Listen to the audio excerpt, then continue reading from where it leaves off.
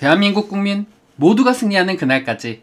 안녕하십니까, 알뜰맨입니다. 오늘 코스피는요, 개인과 외국인이 기관의 물량을 받아줬지만 마이너스 0.87% 하락 마감을 했습니다. 코스닥은 개인 홀로 방어를 했지만 마이너스 2.04% 하락 마감을 했습니다. 오늘 인플레이션 수치가 높게 나온 부분에 있어서 NH투자증권 강승원 연구원은 1월 물가지표가 다시 한번 시장 전망치를 상회하고 파월 의장이 지난 12월 FOMC 회의 이후에 새롭게 나오는 데이터에 겸허하고 기민한 대응을 주장해왔다라면서 그동안은 상반기 중 2차례 금리 인상과 7월 양적 긴축 시행을 전망했지만 금번 물가지표 발표를 계기로 상반기 중에 3차례 각각 25bp씩 금리 인상을 단행하고 2분기 중에 QT를 실행할 것으로 전망된다라고 분석을 했습니다. 임재균 KB증권 연구원도 연준이 3월 FOMC에서 금리를 50bp 인상할 가능성이 높아지고 있지만 경기 충격이 높을 수 있는 만큼 50bp 금리 인상에는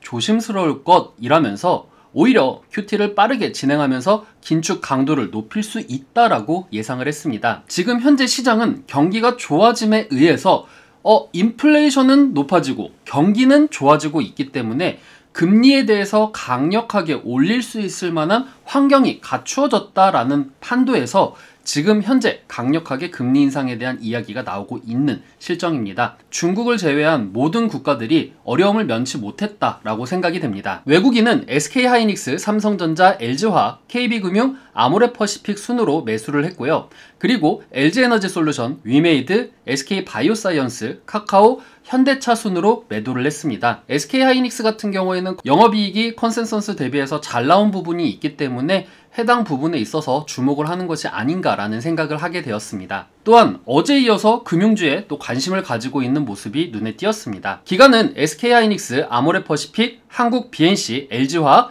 한국전력 순으로 매수를 했고요. LG에너지솔루션, 삼성전자, SK이노베이션, 위메이드, 카카오뱅크 순으로 매도를 했습니다. 기관 외국인 모두 SK하이닉스에 대해서 집중을 하는 모습을 보여주었고 오늘 장이 이렇게 어려움에도 불구하고 SK하이닉스를 샀다라는 부분에 있어서는 아무래도 실적 반영이 되어 있기 때문에 이런 부분들에 대한 전망을 보고 사는 것이 아닌가라는 생각을 하게 되었습니다. 업종 상위로는요, 1위가 기타 부분, 2위가 은행, 3위가 유틸 부분, 4위가 금융지원 서비스, 5위가 부동산 순이었습니다. 시장이 어려울 때 그리고 경기가 좋아질 것 같다라고 했었을 때 올라갈 수 있는 스펙과 부동산 주식 그리고 금리 인상으로 인한 금융주들이 눈에 많이 띄었습니다. 오늘 상승률 당일로는요, 1위는 미래생명자원, 2위는 태양금속, 3위는 UNI, 4위는 팜스토리, 5위는 네온테크 순이었습니다.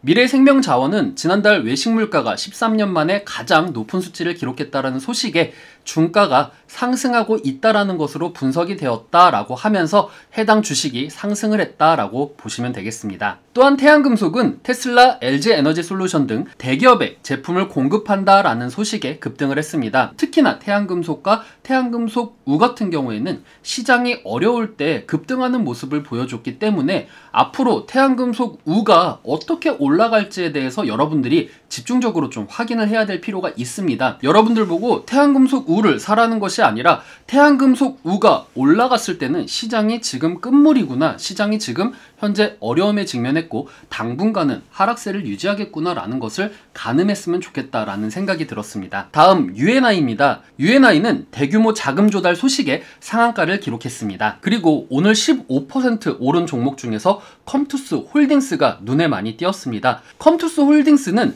예상치 대비해서 영업이익이 87% 상승하는 모습을 보여주었습니다. 다음 오늘 증시의 이슈입니다. 외국인들이 지금 현재 기간 동안 3조를 팔아치웠지만 금융주에는 러브콜이다 라고 이야기를 하고 있습니다. 실제 외국인들이 매수한 종목 중에서 4위가 신한금융지주, 5위가 하나금융지주, 7위가 카카오뱅크, 그리고 11위에 우리금융지주와 13위에 기업은행이 있습니다.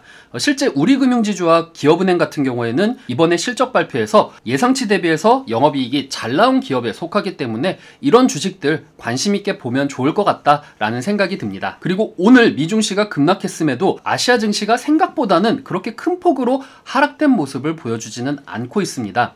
실질적으로 중국 증시 같은 경우에는 오히려 상승하는 모습을 보여주었는데요. 이미 아시아 증시에서는 인플레이션이 높아져서 이 충격이 올 것이다라는 것이 선반영되었기 때문이다 라는 분석이 있었습니다. 다음 카카오 이슈입니다. 카카오는 향후 3년간 별도 재무제표 기준 잉여현금 흐름의 15에서 30%의 재원을 주주 환원에 나서겠다라고 이야기를 했습니다. 잉여현금 흐름의 15에서 30% 중에서 5%는 현금 배당에 10에서 25%는 자사주 매입과 소각에 쓸 예정이라고 합니다. 잇따른 주주 달래기가 일어나자 여기에서 투심이 살아나고 있는데요. 외국인 같은 경우에는 카카오 주식을 142억 원어치 순매수를 했다라는 기사가 나왔습니다. 자, 다음 실적에 대해서 말씀드리겠습니다. 컨센서스는 없지만 영업이익이 전년도 대비해서 높게 나온 종목은 일단 SK케미칼이 있습니다. SK케미칼은 영업이익이 전년도 대비해서 546.8% 상회를 했고요. 안랩이 전년도 대비해서 56.2% 상회하는 모습을 보여주었습니다. 컨센서스 대비해서 하회된 종목은 강원랜드는 컨센서스 대비해서 영업이익이 마이너스 422% 하회를 했고요. 두산중공업은 마이너스 92% 하회, 컴투스는 마이너스 35% 하회, 카카오는 마이너스 34% 하회, 에코프로비엠은 마이너스 29% 하회, 한솔케미칼은 마이너스 15% 하회를 했습니다. CS윈드가 4% 상회, 페노션은 11% 상회, LF는 25% 상회, IS동선은 60% 상회, 컴투스홀딩스가 87% 상회, 그리고 대망의 솔리드가 1525% 상회를 했습니다. 게다가 영업이익이 전년도 대비해서 몇 퍼센트 더 올랐다 이게 아니라 적자에서 흑자로 전환이 되었다 라고 이야기가 나왔습니다. 이런 경우엔 주가가 탄력을 받을 확률이 높기 때문에 솔리드에 대해서 관심을 가지면 좋겠다라는 생각을 하는데요. 다만 지금 시점에서 여러분들께 솔리드 몰빵하세요 라고 얘기는 절대 못하겠습니다. 연준이 금리를 강력하게 인상하려고 하는 모습이 보여지기 때문에 이런 경우에는 성장주인 5G 역시 하락을 면치 못하기 때문에 올라가도 힘들게 올라갈 것 같다라는 생각이 듭니다. 솔리드 같은 경우에는 왜 올랐나 봤더니 북미, 일본 시장의 매출 증가와 그리고 유럽 시장 진입에 따라서 매출 규모가 확대되었다라고 합니다. 그리고 이에 따라서 단위당 고정비가 감소하였고 자산 재평가로 기타 수익이 증가하면서 수익성이 좋아졌다라는 평가가 있었습니다. 혹시라도 솔리드에 대해서 나중에 리포트들이 나오게 된다라고 하면은 제가 관심을 가지고 여러분들께 이 주식에 대해서 리뷰를 해드리고 싶습니다. 제가 만약 전문가였고 여러분들이 실적주 중에서 어떤 걸 사야 돼요? 라고 여쭤봤을 때 저는 단연코 솔리드를 찝어주고 싶습니다. 왜냐면은 지금 실적 나온 것들 중에서 100% 이상 실적이 나온 것이 손에 꼽힙니다.